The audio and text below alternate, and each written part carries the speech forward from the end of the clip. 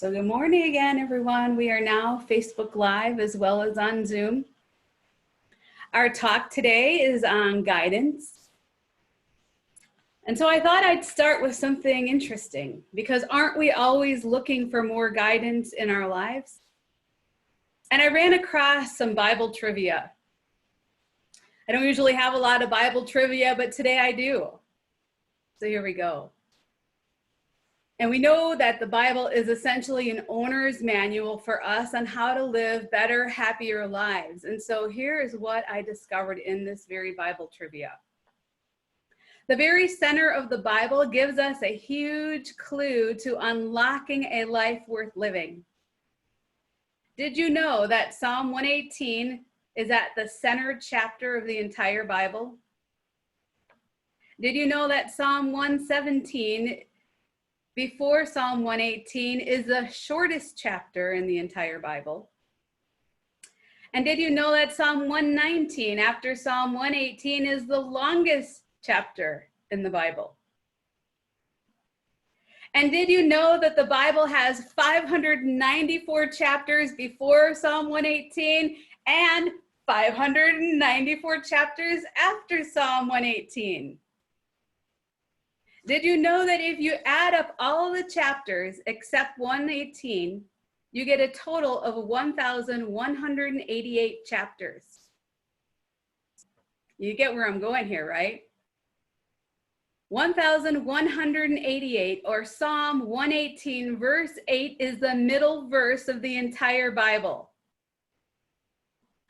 So shouldn't this very central verse have a very important message for us then?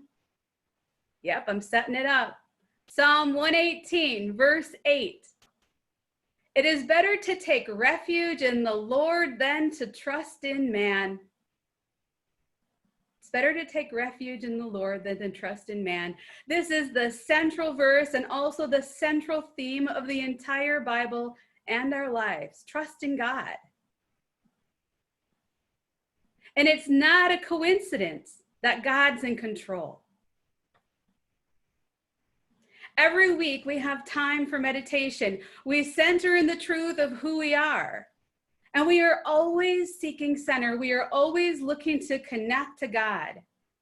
We are always looking for God's guidance at the center of all we do. Guidance. Remember, God, you, and I dance. That's how you spell out the word guidance, right? G-U-I-D-A-N-C-E, God, you, and I dance. And when I reflected on the word guidance, I kept seeing dance at the end of the word. And I know I've shared this before, but God, you, and I dance. Doing what God asks is a lot like dancing. And when two people try to lead, nothing feels right. The movement doesn't flow with the music, and everything becomes uncomfortable and kind of jerky and awkward. When one person relaxes and lets the other one lead, both bodies begin to flow with the music. One gives gentle cues, perhaps with a nudge, or by pressing the back lightly in one direction or another. And it's if the two become one, dancing together beautifully.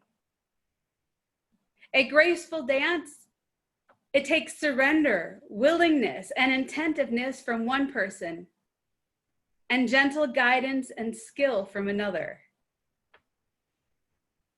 God, you, and I dance. What a great affirmation that is. If we need a good affirmation this week, God, you, and I dance. What a powerful statement of the human and divine partnership that exists between us and God. This is what guidance means to me. As I allow God to take the lead in the dance of my life, I become more willing to trust that I will get the guidance I need. I become more and more willing to let God lead. And if we think about it, God created the music, God created us, and God created the dance. So why wouldn't we allow God to lead us? I'd like to share a little bit about a story out of Genesis about Abraham and Isaac, and most of you probably are familiar with this story. According to the Hebrew Bible in Genesis, we have been told that God commanded Abraham to offer up his son Isaac in a sacrifice. Now, as any parent would do, Abraham struggled with this request. Why was he going to offer up his son? He wasn't going to do that. He didn't want to do that, but that's what God asked him to do. So after Isaac is bound up to the altar, a messenger from God stops Abraham at the last minute, saying something to the effect, "Now I would know you would do anything for God." And Abraham looks up and sees a ram and sacrifices it instead of Isaac. Following the guidance of God when it seems to make no sense at all. That's what Abraham was doing. Doesn't it seem like right now we are being asked to do unusual things these days? Wear a mask, wash your hands more frequently, wear a face shield, plexiglass all over, disinfectant wipes. The old us cannot wrap our head around this. But this is what we have been guided to do to keep everyone safe. Our rational mind needs for us to be able to make sense of things. But sometimes we are asked to follow the guidance of Spirit when it seems to make no sense at all.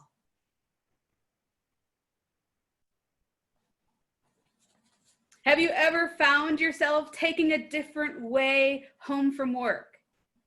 Or taking a turn and you end up thinking you're going the wrong direction? And have you had plans interrupted and later found out why they were interrupted? Or it was a divine plan? And thank goodness you were following that inner guidance that kept directing you and taking you on the course that you went.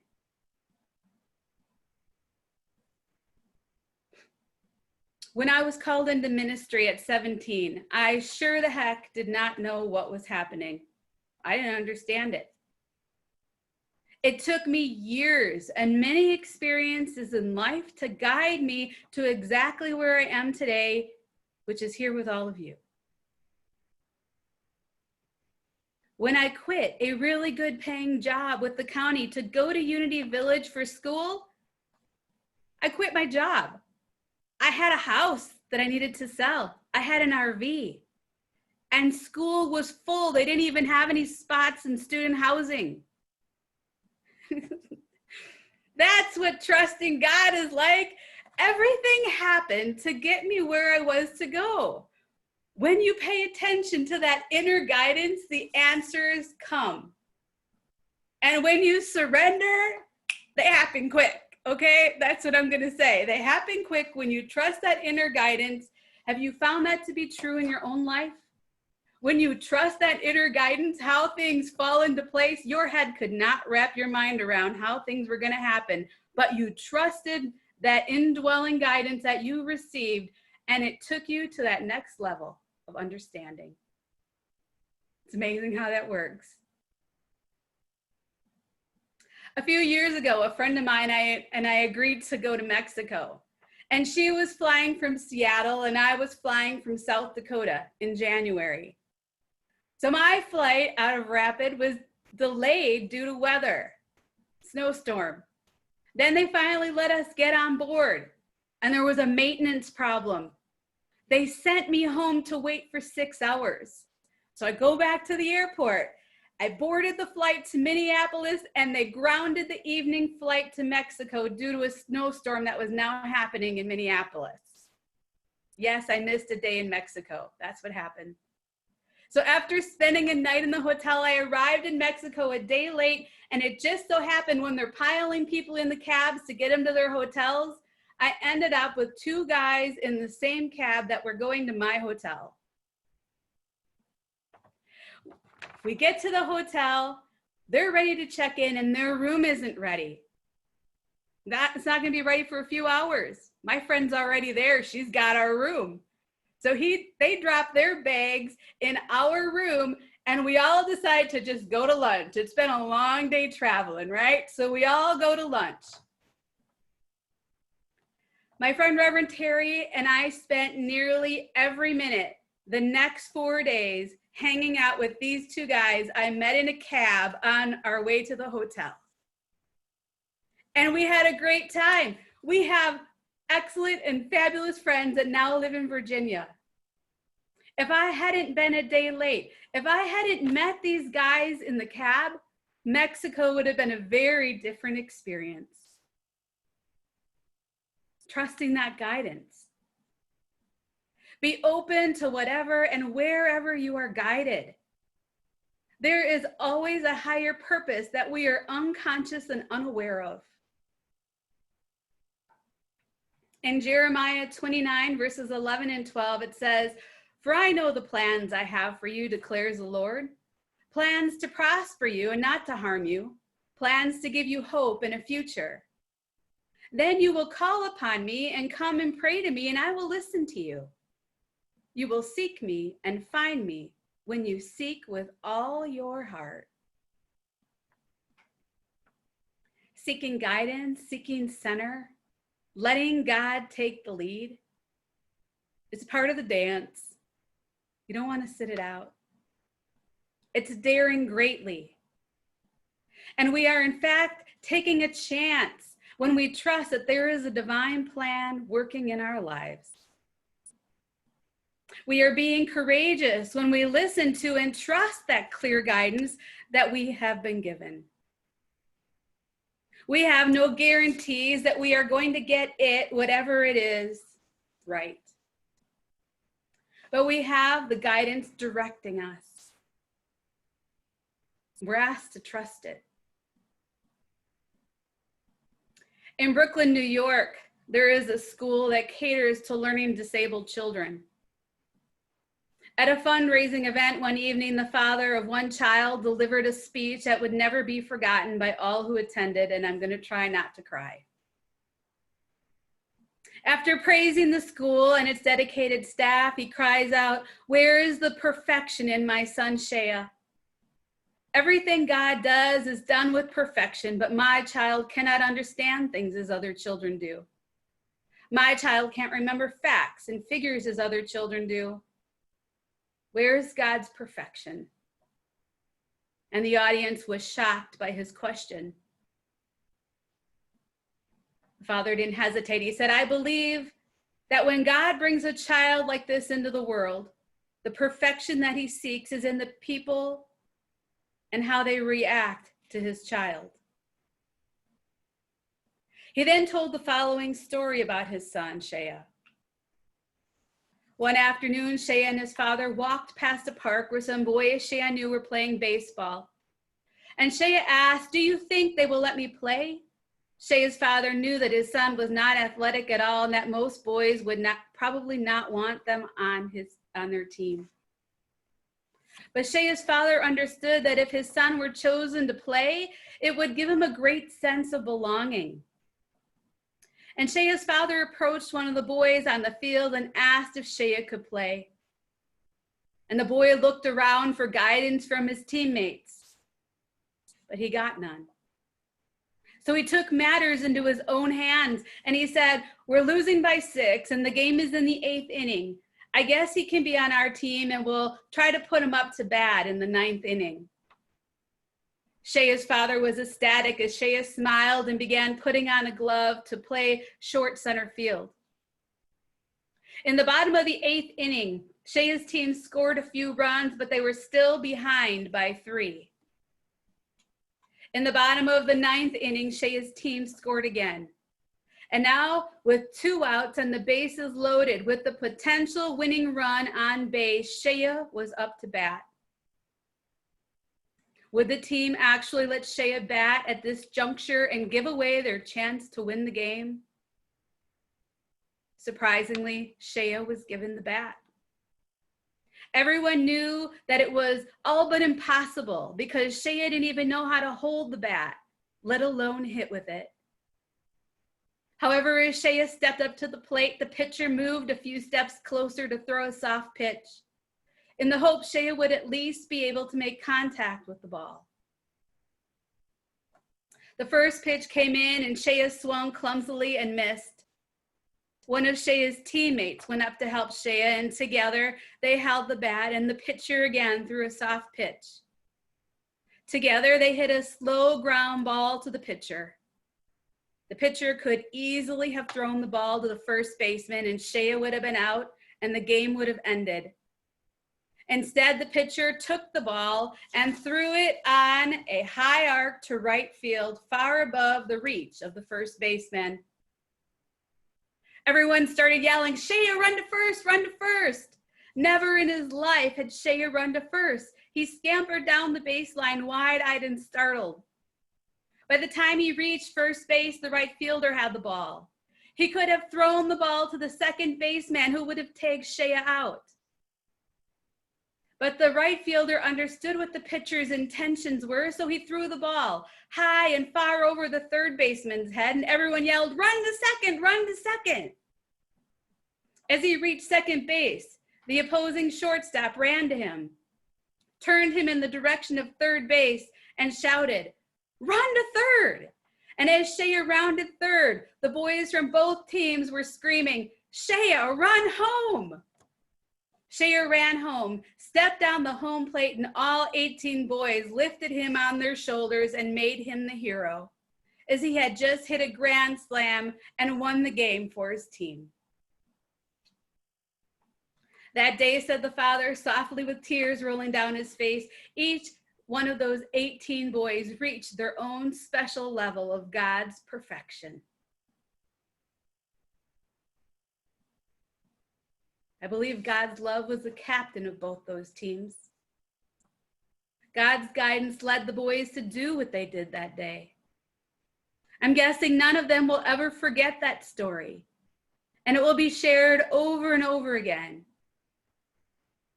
It was said at the beginning of the story that when Shea asked if he could play, the boy looked around for guidance, and getting none from outer sources, he had to trust the inner guidance he was given. The teams didn't have a meeting. They didn't talk about kindness and compassion. They just listened to that inner guidance. They trusted it and they lived it.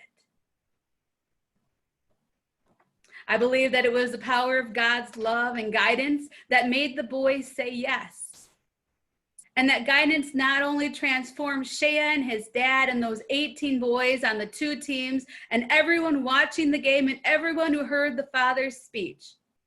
Not only were they transformed by God's love that day, so are we, as we listen to the story and come to know at a deeper level the power of God's perfection in our lives. Trust that inner wisdom. Trust the guidance you receive. Live in that trust and know that there is a divine plan.